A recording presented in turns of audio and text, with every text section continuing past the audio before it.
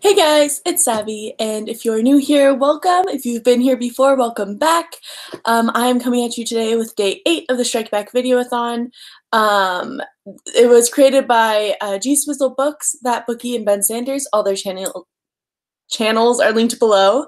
And then we also have Allie Rose Reads.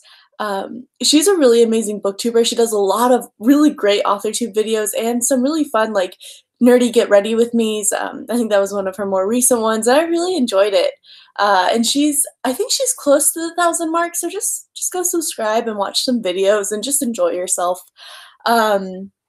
So today the theme for Strike Back Videoathon is book boyfriends or girlfriends. Well, I definitely will review a book and say, like, oh my gosh, I'm so into this character. I don't really keep like a running list other than Kelsier. Because, like, Kelsier and Eland from the same universe, actually. I could just, like, date both of them. But other than that, I can't really think of any.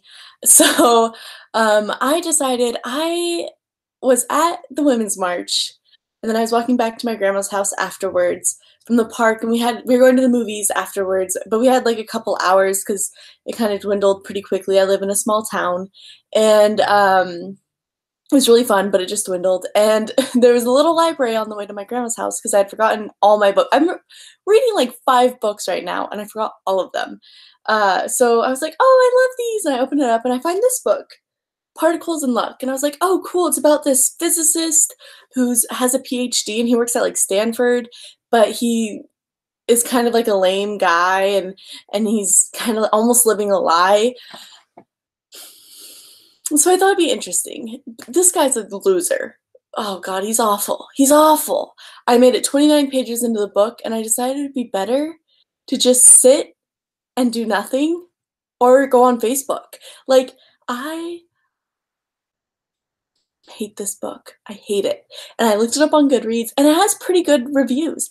I will say most of them are men and old people, so maybe it's like a generational thing. This was written in 1993, I think. It was printed, so maybe opinions just change. I don't know. And it's told in third person, but you're really told from his viewpoint in third person. So maybe the character himself is just a lame duck. I will say the author wrote a very interesting, quick-paced book. So maybe it's good. I don't know. Sorry, my upstairs neighbor just got home. Now I'm convinced they can hear me. But so I like his writing style, so I feel like maybe I would like something else of his, but I'm just gonna read some of this stuff. Now, the first passage I have, where is it? Isn't really like problematic. There are some like messed up things that I'm gonna read, but this one's not. What's weird about it is that it's about a married couple, and they live in the Bay Area, and she is going to LA, which is like an 8 to 10 hour drive, or a long plane ride, a legit plane ride. She's going to LA, and he doesn't know. And she's going to like either she's a lawyer for the Pope, or she's going to work with the Pope. And like, that's a big deal. Like, you should know that about your wife. And they're brand newlywed. Like, it's not about like I mean, maybe he doesn't like his marriage, but like, they're new, so he damn well should. So let me start the dramatic reading. Audrey starts pushing harder with her legs, half his body already sticking out from beneath the covers. Audrey, don't! He tries to put some command into his voice. His knees are slipping over the edge of the bed. Audrey, my allergies! On a final great push, the rest of his body spills over naked onto the carpet, a carpet still waxy with the new car smell of a fresh California condo, but deeply impregnated with powdery allergens like dust and pollen, and dried rug shampoo suffocants that on contact altered the acidity and electrolyte balance of the mucous membranes. The whole California is allergenic, breaking up and the dry heat into a pernicious hay dust. I won't be back until super late. Why?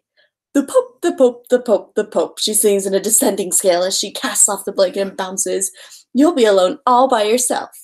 Her legs, and then we get into something problematic. But I just found it kind of strange, and there were things that I kind of liked, like he has allergies. I liked how he described the California allergy because I've experienced that after moving here. However,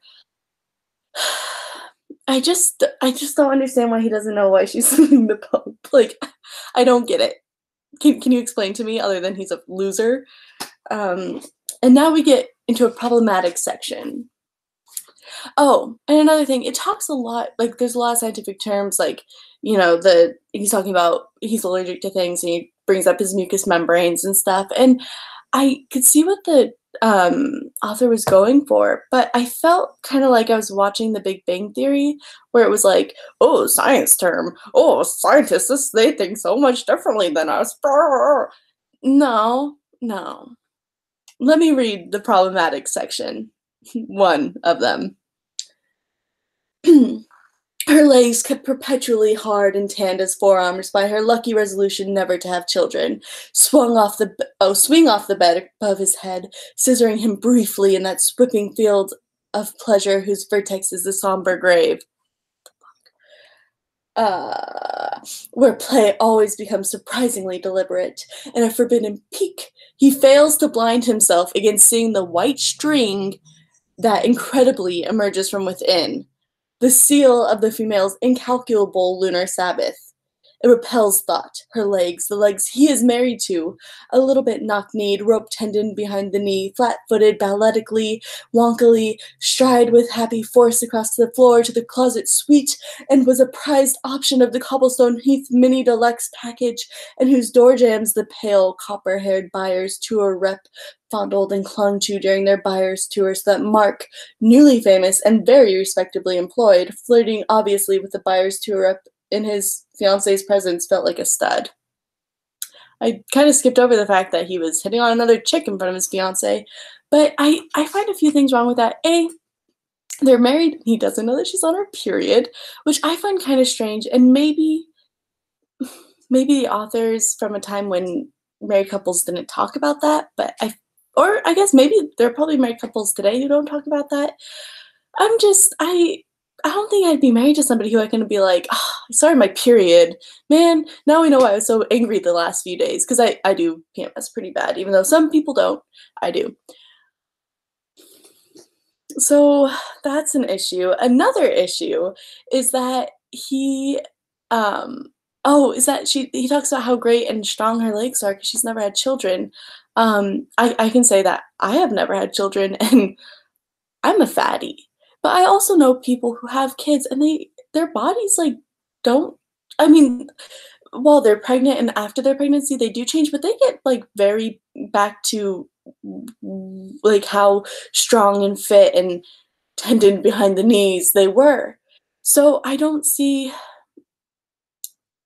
I hate that stereotype, like, oh, if you have kids, you're gonna lose your body. Yeah, it happens to a lot of people, but some people don't have a good body to begin with, like me. And some people are able to juggle the gym and work and kids. And, it just depends on you, your personality, your, what you find important, and your genes, excuse me.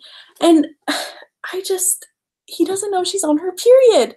And then he's like grossed out to see her tampon string. It's like, boo, you're married and you lived together before you were married. Like, what did you so this is another I'm just gonna move on. This is another thing. It's not problematic. Once again, the next one is the next one. It's not that bad, but it's like pretty bad. I just hated this part, and I felt like the tampon thing was really something that I was just like, I don't like that. And then this part was just like the writing. I was like, I just think that this is lame. Like if that hadn't happened, I could move beyond this lame part and be fine and keep reading the book. But it's just a little lame. We're out in molasses, she says matter-of-factly, fully knowing that molasses is necessary to his oatmeal every morning, fully knowing, even though it's never mentioned, that setting a nickel of brown syrup at the north, south, east, and west quadrants of his oatmeal is the only way he can begin his day. This is a manipulative, new way of getting him out of bed in the morning by panicking him. Oh, There's a message on the tape, she says cheerfully, as if the loss of molasses were the most trivial thing in the world. The recorder call makes a mechanical slurp as it rewinds the tape, and she turns up the volume to the broadcast upstairs. It goes through a message from their neighbor, which is unimportant. Mark shouts into the nap of the carpet, "I'm not doing that, you have to do that." Audrey sings in a rising and falling tune, "I'm going to Los Angeles, honey." He doesn't reply. Uh, oh. And then they talk about how he's divorced, and that makes him weird, the neighbor. So there's nothing wrong with that. It's just like, I don't know. I don't like that he just found out that she's going to see the Pope in LA and then forgot. And then I also don't like that because the neighbor's like saying like, "Hey, there's something wrong with our house and we need to meet up to talk about it." It's like it can get taken away from them or something. I didn't read the book. I don't really know. Um, but and then he's like, "Oh, you have to take care of it," to his wife. And it's like, if it's your house, maybe you guys should both. I mean, she's on a work trip now, so it makes sense why she wouldn't be able to. But if they were both in town, your house as a couple is something you should both take care of. It's not like, "Oh, can you do the dishes and I'll vacuum?" Like it's the whole house. So I just thought that was kind of lame. And now for the crowning achievement of this garbage book. She efficiently hoists her robes around her hips as she goes into the bathroom to make her vigorous, gushing mare tinkle. Yeah, he's talking about her peeing her gushing mare tinkle. I've never heard of a vagina called a mare. I am very pro calling a penis and a vagina a vagina. That is just me. That if you want to call it a cutesy name, oh, that's my lady bits. I actually say lady bits as well when I'm in around mixed company, but for the most part, like I'm very pro like real words for real things. Her gushing mare. Like if somebody said that to me, I think I would punch him in the face. I would. I guarantee you I would just or I'd tell him to get away from me before I did it. I'd be like, "All right, buddy. If you know what's good for you, you need to walk away right now." Um I I just can't believe I read such a bad book. There's one more part, but it's mostly just about him being a loser at work, and then he has a secretary who's like crushing on him, and then he gets married, and they're like, "Oh my gosh, now it's safe for us to flirt." Oh, and I was just like, "What? What? Why would you want to flirt with?" And I guess maybe if you're both married people, I guess I don't know what it's like to be married. It's just weird. So I made it 29 pages into that book. It's well written, it's just shitty content, I think. So sorry for cussing. I try not to cuss in my videos, but sometimes that's just the feelings you get. It's just cussy. Yeah, so I hope you guys disliked that as much as I did. I usually if I read a book that bad, I usually try to finish it to really like get a well-rounded like why do I hate this? Is it the character? Is it the writing? Is it and the writing's good, I feel like. It's just a little pretentious and the character is terrible, and that's why I stopped reading it because I think it is from his viewpoint. But once again, I just don't understand why there's so little communication. I don't know. I I did try just like skipping to the last chapter and like seeing if I could continue the book, and there are like other characters that show up and they like try to murder them, I guess. Just like him and the neighbor. I don't really know. I guess that's a spoiler. Sorry. I don't know what they do though, and I don't know what happens because I went like 3 chapters from the end, and then they were just like talking about these people, and I was like, okay. Um, so I don't know if it comes out maybe the guy's divorced and he's like, "Oh, you should get divorced too because you obviously hate women." Oh my gosh, I don't think this happened because I think I would have finished the book. It would be amazing if he realized I hated women because he was gay, and then they just like go have a homosexual relationship together. That'd be chill. I think I would still hate it though, because being gay doesn't excuse misogyny. It really doesn't.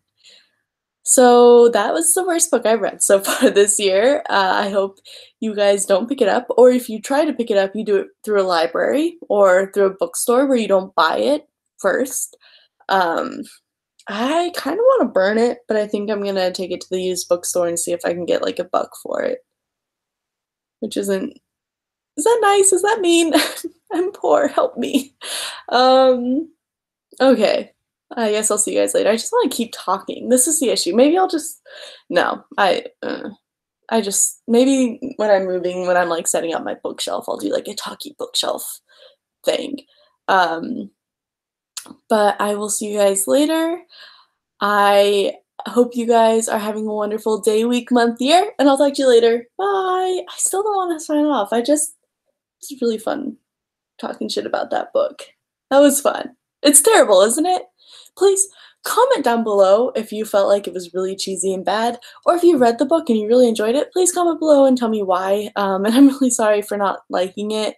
But I'm always curious because I know there are some things that I like that it's like, oh, that part's kind of messed up. That part's kind of weird. But you know, if it floats your boat, it floats your boat. Doesn't matter how. All right, guys. Bye.